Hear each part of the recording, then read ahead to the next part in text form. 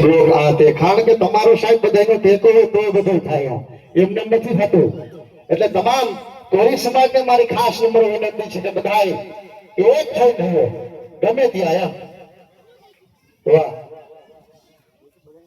કારણ કે આજે હું પહેલી વખત આવ્યો છું પણ મને પણ હજી વેલ નાથ જાગે છે રે હજી વેલ નાથ જાગે છે રે એવા ભણકાર વાગે છે ભગવાન ઈ આયા આગે છે તારી કૃપાથી પંથડા ગાતા રે હજી વેલ નાથ જાગે છે રે હજી વેલ નાથ જાગે છે રે એટલે ચકાચક વલ્લભ બાપુની જય બોલાવી દો